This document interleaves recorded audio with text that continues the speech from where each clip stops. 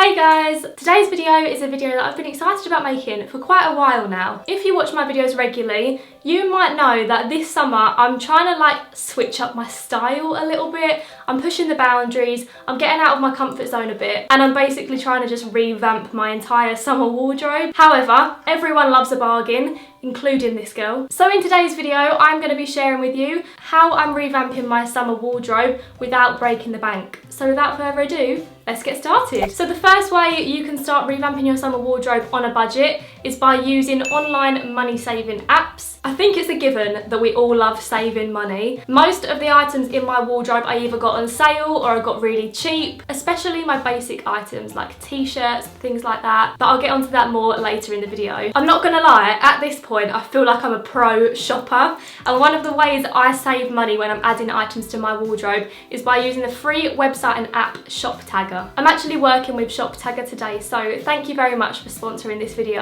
ShopTagger is super easy to use. So basically you install a little button on your Google Chrome toolbar. Then when you're shopping online, if you come across an item which is maybe just a little bit out of your price range, you can simply press the button and save the item for later. You can choose things like which colour, which size you want to save your items in, and you can also organise your items into different wish lists, which you can then share with your friends and family on sites such as Facebook and Twitter. Then the best part is that the magic little button will notify you via email when the items you've saved are either back in stock or on sale, which saves you so much time and money. There's a link in the description box down below so that you can download ShopTagger, and there's also a mobile app, which is my personal favourite because quite often when I'm on the train, I'm scrolling down my phone, doing a bit of online shopping, and it means that I can save items from all different websites into the same place. So I can use it wherever I am, and it will just send me a little push notification when I've got a bargain ready and waiting for me.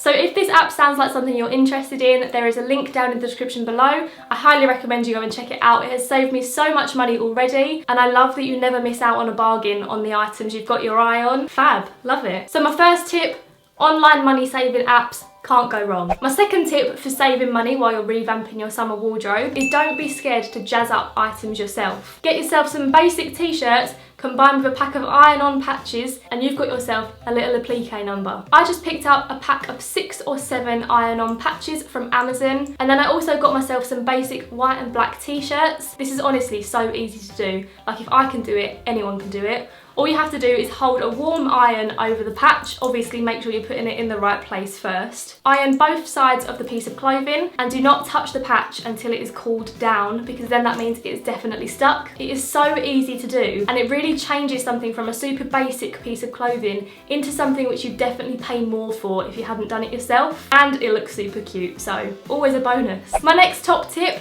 is charity shops. I think charity shops are very underrated. The other day when I went into a charity shop, I got a pair of Topshop shorts, looked brand new. They're a really nice acid wash kind of denim short. I reckon when they were sold in Topshop, probably about £22 to £25.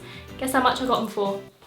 £2. And while I was in there, I also got this really plain men's t-shirt. This was also £2, and I decided to cut it up myself. So I simply just drew where I wanted to cut. I was going for quite a raw vibe, so I wasn't careful about how I cut it. I just kind of went with the scissors and I made it into this really cute front high crop top, and I'm actually really pleased with how this came out. It was my first time cutting up a t-shirt like this, so I wasn't sure how it was going to go, but I really liked the outcome, and I think when you pair it with a cute little bralette underneath, looks adorable. My next piece of advice is to shop in the basic sections, whether this is online or in stores. Personally, I think you can't go wrong with a basic item. I tend to buy things from the basic sections like t-shirts, shorts, even jeans, and then I like to dress up my outfit with either a nice jacket or a nice bag. I just think it looks a lot better, because if your whole outfit is busy, it's going to be quite overwhelming. So I tend to go for quite basic clothing, and then, like I said, put a bold statement bag with it or something like that, and it also saves a lot of money doing this. Next up, do not feel pressure to buy branded clothing. Online high street websites like Pretty Little Thing, Misguided, ASOS own brand. They all have really nice quality clothing. I feel like branded clothes aren't always best. Just because there's a little logo on it doesn't mean the quality is any better. You might feel differently, but I personally prefer not to buy branded clothing items because then you can afford to change with the trends, change with the seasons, and you can always keep your wardrobe up to date. I mean, I buy clothes from high street stores and some of the stuff is as nice a quality, if not better, than some branded clothing I've bought in the past. So no shade, but it ain't all about the brands. Growing up, I felt like there was quite a lot of pressure to buy branded clothing. I think that is kind of changing now because everyone's realised, hey, you can't go wrong with a £12 bodycon dress. And my next top tip is to clear out your current wardrobe. Get rid of all the things you haven't worn for ages, all the things you don't think you're gonna wear, the things that don't fit you anymore, the things that have got holes in or are just looking a bit worn. And then create a list of the items that you need to replace. Do you need more socks, shoes, bags, t-shirts, sweatshirts, jackets or jeans? Decide what you want to prioritise, and then when you go shopping, make sure that you stick to your list. Don't be buying 12 t-shirts if you've already got loads,